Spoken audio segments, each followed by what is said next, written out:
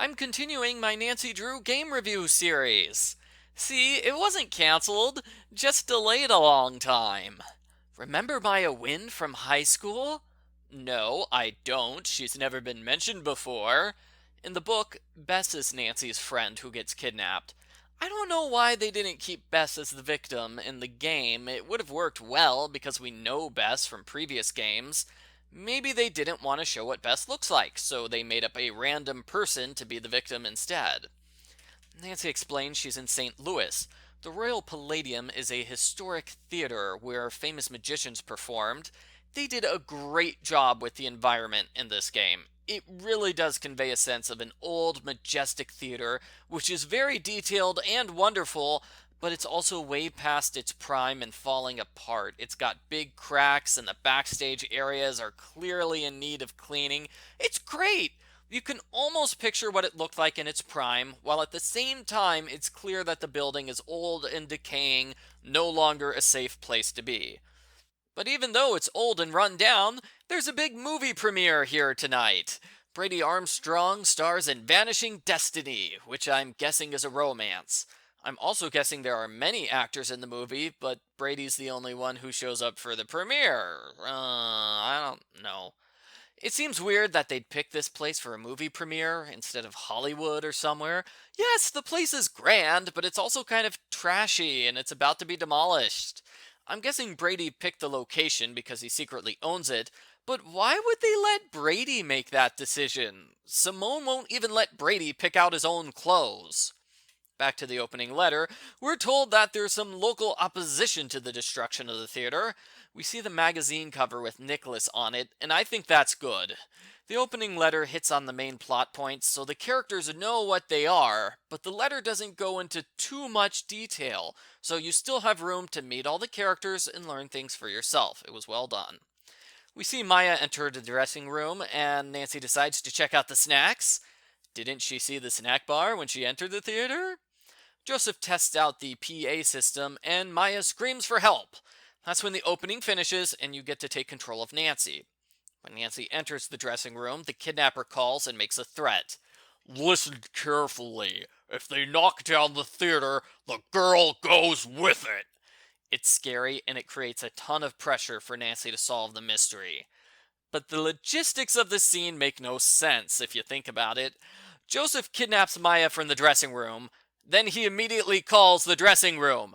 Joseph, you know the room is empty, you were just there! Who is he expecting to pick up the phone? Also, why is he threatening Nancy? She has no control over the fate of the theater, she's just a random girl. The phone says the culprit is calling from the women's room. As soon as you back away, the phone rings again. This time it's Joseph calling from the projection room. Unless Joseph manipulated the phone system to show incorrect locations, this is impossible. He did not have enough time to get from the women's room to his projection room. How did he move so quickly? And why didn't he get noticed by Nicholas or Simone? It makes me wonder why he bothered to set up the PA system to give himself an alibi when this phone call is also an alibi. In fact, it's an even better alibi than the PA system because there's no chance it's not pre-recorded. When Joseph calls, Nancy bites his head off. I liked seeing angry Nancy here. She does not hold back, and she maintains a level of anger throughout the entire game. It was a different side of Nancy, and it helped the game's atmosphere. You get a sense that Nancy's desperate because time is running out. Compare this to Ransom of the Seven Ships, where the kidnapping mystery is accompanied by light tropical music, and Nancy's not upset at all. It is so much better in this game. I don't care that Nancy's a jerk for most of the game. It works. It's great. Joseph quickly agrees to help. He seals off the exits. Good. He tells Nancy to check out the secret passageway, but he doesn't tell her how to find it. Bad. Brady enters the room at this point. Oh, Brady. Total hottie. He mistakes Nancy for a fangirl because he doesn't know about Maya's interview. Why didn't Simone tell him about the interview? She just told him to show up at the dressing room around this time without saying why? That's strange. You can talk to Brady about himself, but you have the option of rushing through the conversation and searching for Maya right away. That was a nice touch. You can talk to him about the life stuff later. It's not too important. He just complains Simone is ruining his life, and those tree-hugging radicals are ruining his movie premiere. Brady agrees to help find Maya, which is probably the only moment in the game where he's helpful. Nancy searches the room for a hidden passageway. Both of the dressing rooms are filled with old junk, most of which you can't look at. I personally would have put in a fake out area that you can zoom in on just to make it harder to find the hidden passageway. The passageway puzzle is neat. You pull aside a picture to reveal a lever, then you move a clothing rack on the other side of the room to find the hidden passageway. This is more interesting and more creative than the other puzzle in the room, which is finding the magic wand. The wand's in the dresser by the door. You can only open up the right-hand side of the dresser, and you can only zoom in on the top shelf of the dresser. You literally can't do anything else in the dresser, so the game more or less forces you to get the wand. The hidden passageway is neat looking. It's trashed and abandoned, and it's too bad you only have to use it the once. I kind of like it. I wish they had widened the area you can click in, because the way it is now, you have to click, click, click to go forward, then you move your mouse to turn a corner, then click, click, click, click, click, click, click, then move your mouse to turn a corner, and then click, click, click, click, click. It's not that big a deal, I just think the navigation could be improved a bit. The passageway leads to the women's dressing room, specifically the closet. When Nancy goes through, Simone nonchalantly mentions, I gotta go, somebody just came out of my wardrobe. Simone is on the phone. She's mad because Brady needs a stylist and she refuses to talk to you. I usually search the theater at this point. Like I said, it looks great, but there's not a lot to do besides look at the theater. In the side booth, you can pick up a quarter for the end of game puzzle. In the second to last row, you can use the magic wand to take used gum from a seat. Gross! The theater has over 100 seats, so I imagine some players had trouble finding this particular one. You can use the wand on the second floor balcony railing. You zoom in on the star designs on the left. One design is missing a gear, so that's your clue. When you look over the railing, you see this missing gear. When you click on it, Nancy says, "Oh, I can't quite reach." And if you use the wand on it, Nancy says, "Abracadabra, stick." I guess that's a clue that you need to make the wand sticky somehow. But jeez, I hope there's a phone conversation about this somewhere because it's a puzzle I never would have solved on my own. So maybe it's a good thing they don't have many environment puzzles in this game because the one environment puzzle they did have was too much for me. There's a death sequence if Nancy falls over the railing. It's pretty intense, but I like it. The hallways of the theater have paintings and things to look at, mostly just old posters. None of them are important. Some of them mention Houdini and J.J. Thompson, but it's not necessary to read them in order to follow the storyline. Oh, and one misspells the word Wisconsin. I'll point that out in the video footage that's running in the background. All in all, I didn't really care for the hallways. I always run through them and ignore the various things you can look at. I like the scenery in the lobby much better. The walls are covered with fake movie posters. A lot of them are funny jokes, and they all look interesting, so I actually do want to stop and look at them. So good job on the lobby. The lobby also has a broken key machine, a cardboard standee for Brady's movie, and a bee's knees game. It was a fun mini game which has its own jazz music. It's pretty cool. When you beat the game, you get a J.J. Thompson coin and victory music. The victory music is reused from Treasure in the Royal Tower. I liked it. You feel a sense of accomplishment when you get an item and victory music at the same time. Of course, the important thing in the lobby is Nicholas Falcone. Nicholas has a bit of a rough accent, which matches his bad grammar. I like his army camouflage shirt, which emphasizes that he's willing to fight. He's also standing in front of a big poster for his group, Had It, Humans Against the Destruction of Illustrious Theaters. I like the idea of Had It. They do a good job of making it seem reasonable, but still questionable. It makes sense that they want to preserve architecture and prevent corporate generica, but they're still kind of fishy rabble-rousers that you shouldn't entirely trust. At first, Nicholas mistakes Nancy for a Brady Armstrong fan. When he learns about the kidnapping, he's excited. Kidnapping's a great statement! Applause for the cause! That's really callous of him, and there is no good reason for him to assume Maya won't be hurt. Nicholas's slogan is "Fight the power," which is cool and it fits the game especially well since the police are utterly useless. The third time you talk to Nicholas, there's a conversation about his grandmother, Louisa. J.J. Thompson, the building's original owner, hired her to do artwork, but he couldn't afford to pay her, so he lied and said she never worked for him. She went broke and had to give up her art career. That's a sad story, and it explains why Nicholas cares so much about saving the theater. He is restoring the family's good name. Nancy promises to let him know if she sees anything related to Louisa Falcone. It's kind of weird you have to talk to him 3 times in order to trigger this conversation. I guess the designers thought Nicholas is so fascinating, players are going to talk to him often. It's also kind of weird that he asks Nancy to search instead of searching himself. The ticket booth is a small room, probably the least interesting location of the game. All you can do here is use the phone. You can zoom in on the wall, which has 4 phone numbers written down, but you can't call any of the numbers. What is the point of including them? Okay, you can call one number, which is the St. Louis Police Department, but you can dial 911 instead. It works just as well. Sergeant Mac Ramsey answers, "I love this guy's voice. It's just a no-nonsense policeman voice. He's reluctant to help because he thinks it could be a prank, and because Nancy didn't witness anything. He files a report and says they'll follow up in 24 hours, unless Nancy can find proof that Maya was taken. Because apparently threatening phone calls don't count as proof." The last character of the game is Joseph Hughes, the older man who's the theater's caretaker. He promises to do whatever he can to help, and he insists on being treated as a suspect, even though he's got an alibi.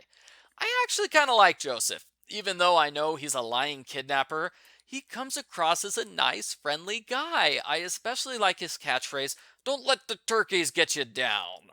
Joseph is wearing a green flannel shirt, which I suppose looks interesting.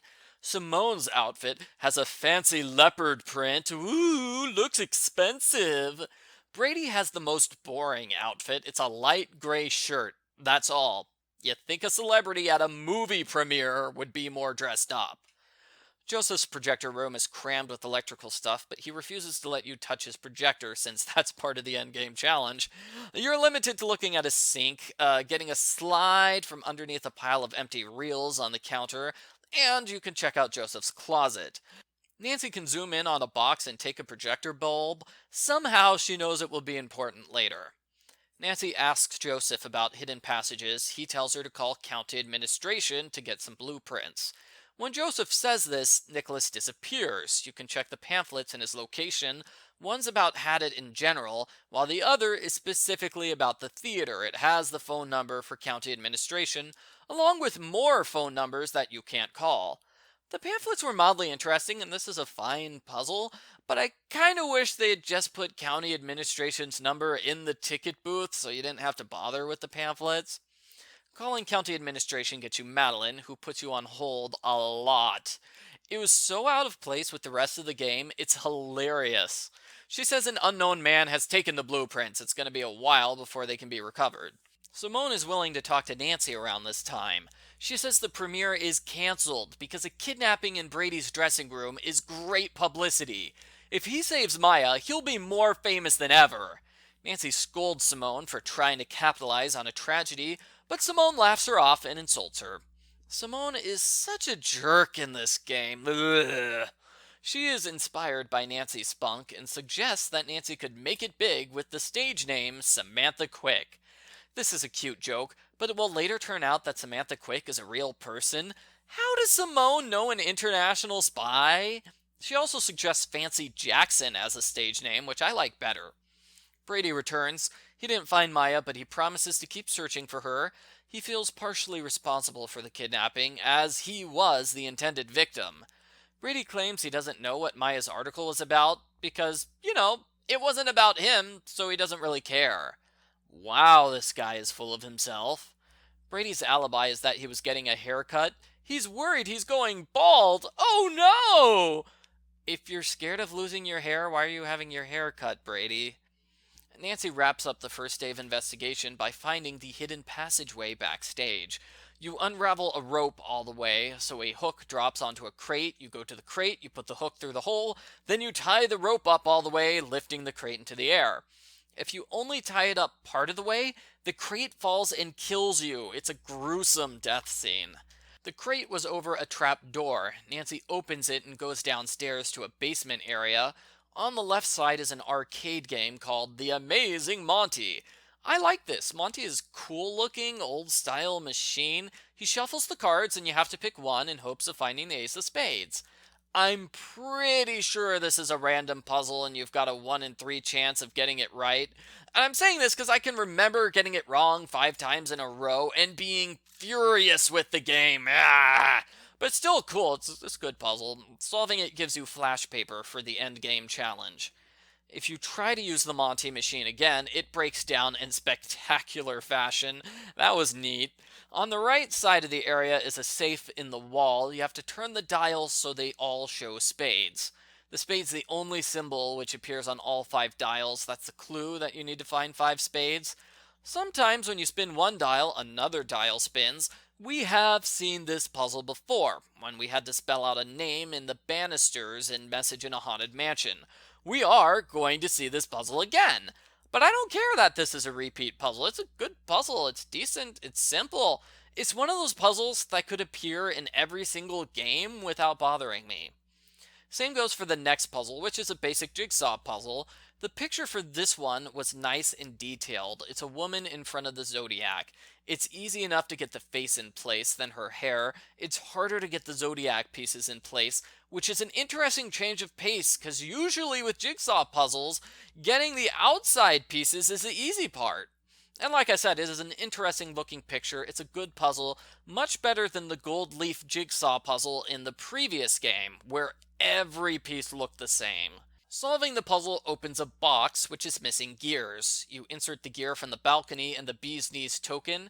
This gives you a key and a letter from J.J. Thompson.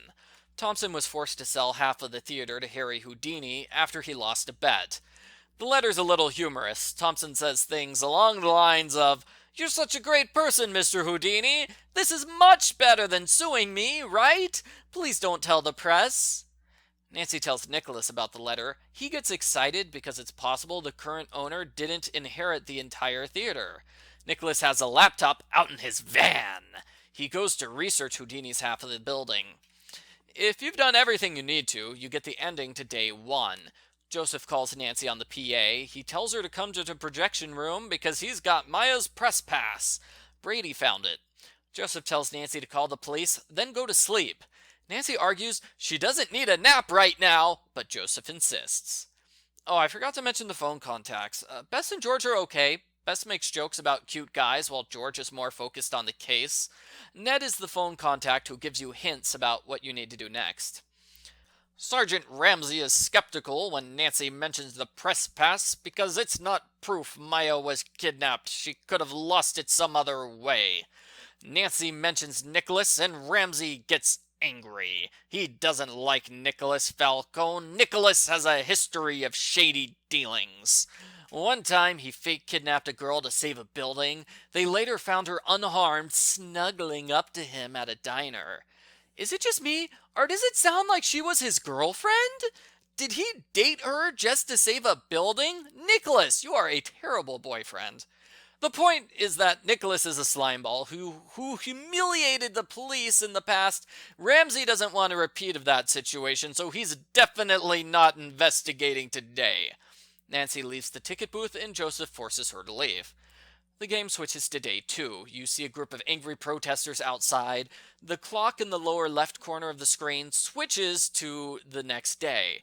That was neat. It was a good transition. And if you move your mouse over the day counter, it switches to the ND Nancy Drew logo. This amused me. I like doing it constantly, just changing the logo. I have no idea why. It's pointless. Nancy starts day 2 in front of a flower wreath. You can walk away from it if you want, but you're supposed to look at it. It's a funeral wreath for Maya, which says, to stop the demolition. It's kind of creepy. The only other change to the scenery is a missing poster on the door to the projection room. It's mostly about Maya, but it has a big, clear picture of Brady on it. Joseph and Nancy grumble about the poster and the way Simone is twisting the situation to get free publicity for Brady. When you talk to Nicholas, Nancy accuses him of destroying her credibility with the police. Nicholas doesn't deny the fact that he kidnapped a girl in the past. She agreed to be fake kidnapped, so he doesn't see any problems with it. I wanted to learn more about the fake kidnapping, but sadly the game doesn't follow up on this subplot. We learn Nicholas is a kidnapper and he says, it's okay, she was cool with it. And Nancy goes, that explanation's good enough for me. No more questions.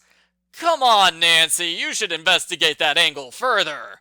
She does ask Joseph why he's letting Nicholas camp out in the lobby, considering he's got a shady history with the police. Joseph says he's known Nicholas for years. He thinks Nicholas is harmless. This would be a great place to mention, hey, Nicholas has kidnapped a woman in the past. But no, Nancy just accepts it and moves on. The second time you talk to Nicholas, he says he got the number. It's in the ticket booth. You go there and you call Eustacia and drop off. Her husband was Houdini's cousin. Houdini is dead, her husband is dead. Eustacia is obsessed with being dead. It's kind of funny, but also really grim for this series. Definitely dark humor. She tells you to call Sherman Trout at the Library of Congress. Mr. Trout is a boring man who talks about the logistics of the Library of Congress. But once Nancy explains the situation, he agrees to send you a slide of any important documents he finds. I thought these conversations were okay, even if they're a tad boring. Nancy tries to guilt-trip Simone because she didn't give Maya's press pass to the police right away. Simone doesn't care. She thinks the missing Maya posters are fabulous publicity. Brady's handing them out all over the area. Simone is also glad the kidnapper sent such a creepy wreath because she can show it off at today's press conference. Talking to Simone makes Brady appear. Brady does feel bad that they didn't give the press pass to the police immediately, but he blames Simone. I'm just a hostage on her runaway bus. Nancy doesn't buy it. You have to return to the lobby to hear the press conference start. The press conference is funny as Nicholas heckles Brady and Simone the entire time. It's a muffled background conversation, you're not really supposed to pay attention to it, but I like it so much, I usually go inside the ticket booth and stand in place in order to hear the entire thing. Joseph says he's planning to move to Arizona to start a theater with his brother next week. When Joseph's at the press conference, you can find a letter in his room. It says his brother died 6 months ago, and that's really sad. If you ask Joseph about it, he says, yeah, I'm still planning to move to Arizona. I just lied to stop you from feeling sorry for me. And now I feel even more sorry for him. You can also search Simone's room. There's a bobby pin in her drawer, and she left her giant purse behind. The purse has a camera with publicity photos of Brady, including one of him in a chicken costume. That was awesome. Although he's apparently been in multiple movies at this point, why is he still doing photo ads for chicken restaurants? There are several photos of Maya's press pass. It was originally found in the middle of the floor in the basement area. How did Nancy not notice it? And why was Simone down there anyway? Simone makes Brady pose with the pass in multiple locations. That's why she didn't give it to the police right away. She just wanted to get the perfect picture. Simone's PDA is also in the purse. It's got a lot of business cards, as well as a card for Georgie. There's a big lipstick kiss on the card. It is crazy to think Simone has a secret love life that we know nothing about. The card takes special note of Georgie's birthday, 813. This is kind of the clue to get into the PDA. I say kind of because I don't quite understand the rules of the number grid puzzle. I'm not really motivated to figure out the rules either, because it's simple enough that random guessing usually works. When I tried getting 813 in the center row, messing with the numbers didn't help, so I just ignored the numbers and focused on getting rid of the top and bottom rows. That worked. The solution I found was the center square and the 4 corner squares, just in case anyone's interested. The PDA has Simone's schedule for yesterday and her emails. The email chain between her and Maya is interesting. The rest are mostly jokes, like silly fangirls complimenting Brady, and Simone yelling at somebody for not taking good enough care of her dog. You can't back away from Simone's camera while it's on, and you can't back away from the purse without clicking on the flap to close it. That's a navigation issue with the older games. They'll eventually get rid of it, so by the time you look in Holt's duffel bag in Danger on Deception Island, closing the bag is not a separate step you have to take in order to back away. You use Simone's bobby pin to unlock the drawer in Brady's room. It has a book explaining about the secret underground magician's room. It's connected to a fake chair in the front row and some cages that drop on stage. This puzzle is a little rough because there are 7 steps spread out over multiple pages. It's difficult to memorize them all. Players probably have to take 1 or 2 trips back to the book to do all the steps. First, you enter the 6-digit code, then you manipulate all 4 buttons and the 2 faders in a specific order. This all takes place in the control booth. The control panel also has a tape player and a microphone that Nancy can play with. Reading the magic book causes a death scene to appear backstage. Some dust falls from the sky. If you go forward, Nancy looks at the dust and she's hit by a falling Klieg light. Ah, just like the second game! You're supposed to avoid death by looking upwards, and that's a puzzle which appears again in later games. Reading the magic book also causes the culprit to threaten Nancy. When she steps into the hall, the scary voice on the PA tells her she's wasting precious time. That was creepy. I liked it.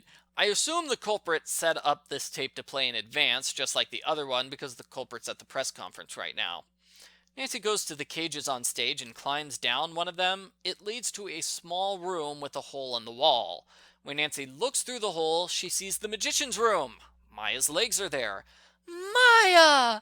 Nancy cries. I guess Maya doesn't hear her because she doesn't move or make any effort to reach Nancy. The culprit closes the trapdoors above Nancy. Next time when Nancy looks in the hole, Maya's gone. Just like earlier, this is physically impossible. The culprit cannot move Maya underground while moving the trapdoors from the control room. Also, it's really terrible timing on Nancy's part to look away 2 seconds before the culprit enters the room and takes Maya. Nancy goes through another trapdoor to a passageway that connects the magician's room and the fake chair. She has to take a lift to the fake chair where she can talk to Joseph. You have to select Nancy's dialogue options here, which is weird. Unlike the other conversations in the game, there aren't any options. You only have 1 line of dialogue to choose from. Why does Nancy get the option to pick when there are no options? Why isn't this like the introductory phone conversations with Bess, where Nancy says all of her lines without the player picking them? When Joseph hears about the magician's room, he opens the chair and gives her some spray to loosen the door. This comes complete with a close-up of Joseph, which I call uncomfortable. It does not look good. The graphics on the character model were not meant to be zoomed in. The door to the magician's room is a slider puzzle, where you move a rabbit piece to the left. I think this and the bee's knees are the only puzzles that change depending on the gameplay mode. It's an okay puzzle, I like it enough. The magician's room is interesting looking. There's a guillotine for some reason, and a book of magic tricks. It has about 5 pages of magic tricks, which aren't related to the game. I thought that was cool. It describes the pencil trick for later on, and the flash powder trick. I wonder why that's included, because Nancy does the flash powder automatically to stop the culprit. Maybe there was originally an extra step to the flash powder puzzle at the end of the game, but they thought it was too difficult, so Nancy does it automatically now. There's also the remains of Maya's recent stay, a blanket, a shoe, and pizza. There's a trunk with magician items. You get a pair of gloves from here. When Nancy picks them up, she says, "Rubber is shockproof." Thanks for the info, Nancy. There's a coffin leaning against the wall. When you pull the handle, the entire wall opens up, leading into the basement. This time, the fence is closed and there are wires attached. If Nancy doesn't use the gloves here, she's electrocuted and dies. These old games have such violent death scenes sometimes. To open the gate, Nancy has to enter a 9-digit number. It's random, changes every single time you zoom in on the puzzle. Like the slider puzzle, I think it's okay. I don't particularly like it, but it's not bad, and I certainly prefer having some puzzles over having no puzzles. When you exit the basement, Nancy runs into Brady. He's interested in what Nancy found, but she says she's too busy to talk. She has to call the police right away. This is a clever way of telling players what they have to do to end the second day of the game. Brady takes Nancy so seriously that if you go to his room after this, he refuses to talk. You can't talk to Simone. Nancy confronts her. Simone admits she moved the press pass and paid for the wreath as a publicity stunt, but she denies being the kidnapper. Nancy tells her off, but again, Simone doesn't care. When you call Sergeant Ramsey, he agrees to send someone to look at the evidence. That's good, but he really should have come to investigate sooner, if for no other reason than the fact that this kidnapping is national news. If you talk to Joseph before calling the police, Joseph says something like, "Whoa, Nancy, you gotta call the police." That's not true. You can lie to Joseph here and pretend you called the police when you didn't. The game totally accepts this as a correct answer. I find it hilarious that Joseph falls for Nancy's lie, even if she hasn't left the room to make a phone call. So, Nancy updates Joseph on the situation. He's a little doubtful, but he agrees to show the magician's room to the police. He tells Nancy to get some sleep, and she doesn't argue with him this time. Once you leave the room, it's day 3. Now there's a wrecking ball outside the theater, and somebody's vandalized the cardboard cutout of Brady. It's hilarious. Nancy starts the day reading a newspaper article. It says there's a ransom demand from Granite City. The police assume the kidnapper is holding Maya there. Sergeant Ramsey and Joseph both confirm that when the police searched the magician's room, they didn't find any evidence at all. Ramsey tells Nancy she should drop the case because she's not thinking clearly. Joseph tells Nancy to follow her gut. If she thinks Maya's still here, then he believes her. Joseph says he's planning on fixing the key machine in the lobby, even though the demolition is less than an hour away. I can't tell if that's sentimental or delusional. The only thing Simone says on day 3 is that the kidnapper should have asked for more money. When you talk to Brady, he's mad Nancy's talking to Nicholas. It almost sounds like he's jealous of Nicholas. Either way, this is the final day of the game. It's weird timing on Brady's part to be complaining now. The next time you go to Brady's room, he's not there. He left behind a self-help book, which encourages him to grab his own destiny. It's kind of a funny book. He also left behind a bag. Inside is a pencil, tanning lotion, hair loss cream, and Maya's notebook. It has a series of questions. The last one indicates that Maya knew Brady's big secret. When you back away from the bag, Brady enters. Nancy confronts him, but it's too late. Brady has taken control of his own destiny! That means he's kind of a jerk now. He found Maya's notebook with the press pass, and he plans to hide it for a couple days to protect his secret. Brady's an idiot, so he immediately confesses the secret. He's related to J.J. Thompson, he's the owner of the theater. Brady thinks the theater is bad for his image, so he's going to destroy it and turn it into a restaurant called Brady Armstrong's Tinseltown. It's his first original idea! It's cute that he thinks copying other people is original. Nancy begs him to call off the demolition, but he refuses to listen. You have to select 3 different arguments here. Brady rejects all of them, then leaves to rally a wrecking crew. This is so frustrating. I am glad that Brady is finally standing up for himself and not letting Simone push him around, but he's willing to gamble with Maya's life just to make himself look better. Brady, refusing to help save lives makes you look worse. Nancy goes to the lobby. Nicholas says they just got a package. It's in the ticket booth. Why did Nicholas put it there instead of opening it right away? It's a slide from Sherman Trout. Nicholas tells Nancy to look at it while he holds off the police. Nicholas leaves, and that's it. Nobody else is left in the building. The slide fits the projector in Joseph's room, but when you turn it on, the bulb goes out. The projector itself is locked. There's a booklet about the projector by the wheels to the right. Nancy sees the indentation of a key there. You want to use the pencil from Brady's room on the indentation, just like it said in the magician's book. This is a puzzle. Nancy needs to use the key-making machine in order to make an exact copy of the key. The correct answer is SIVO. As it turns out, most of day 3 is optional. All you have to do is talk to Joseph and visit Brady's room. That fixes the key machine. You can totally skip the subplot about Brady and the subplot about the Library of Congress. Just go straight to Brady's room and make the key. It's a pretty big skip. Nancy opens the projector and puts in a new bulb. She can see the slide. It's a letter that indicates Houdini gave his half of the theater to an unknown woman. More importantly, though, inside the projector is a slide for the stolen blueprints. As soon as you touch that slide, the police announce they're doing a final sweep of the building.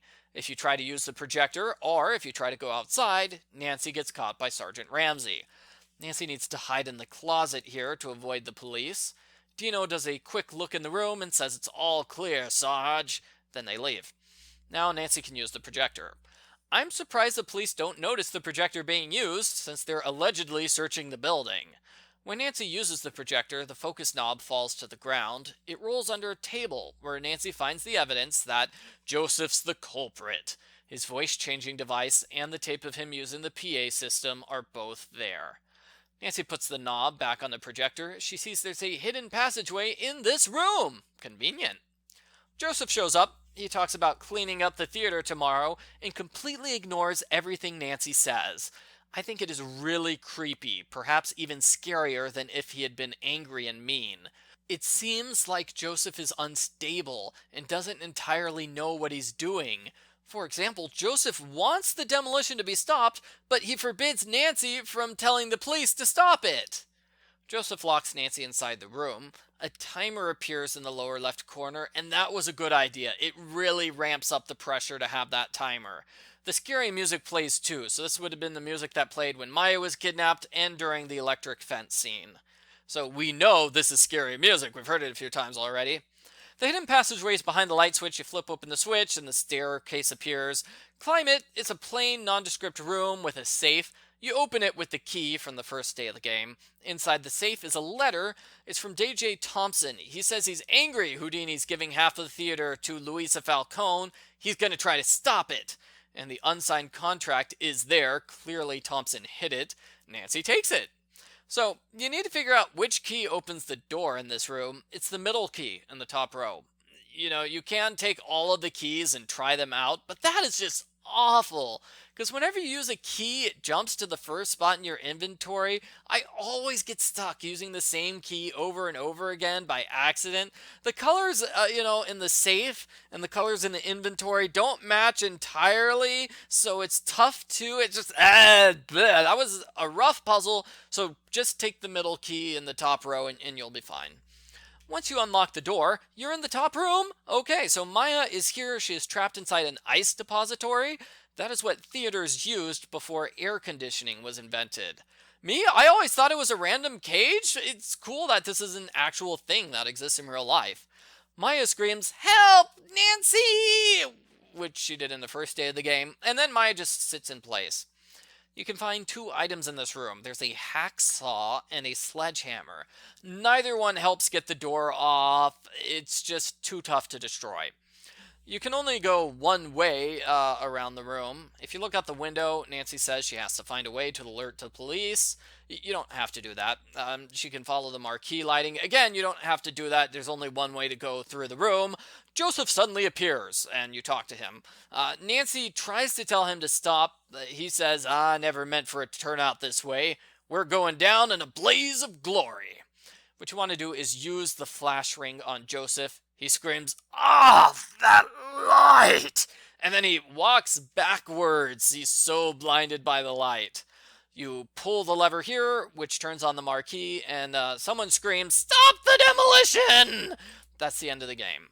During the endgame scenes, we're told that Nancy and Maya have taken pity on poor old Joseph. He didn't really want to be a kidnapper. He kind of messed up and was in over his head, and he did try to take good care of Maya. The newspapers that appear here have hilarious jokes and a hilarious picture of Brady with Nicholas, because the two of them are now co-owners of the theater. They fixed the theater together, and Simone gets an official reprimand for being a terrible person. And that's it. That's it for the game. Overall, this was another solid entry in the series. It is well plotted and extremely emotional. Those are the highlights of the game. The characters are good and the puzzles are fine. The fact that games 3 through 5 were excellent probably played a huge role in getting the Nancy Drew series off of the ground. I give Nancy Drew number 5, the final scene, a 10 out of 10. There are no problems which are so bad that they're worth taking a point away. Are there ways you can improve this game? Yeah, but they're all minor things. It's still a really, really solid game, and I enjoy it a lot.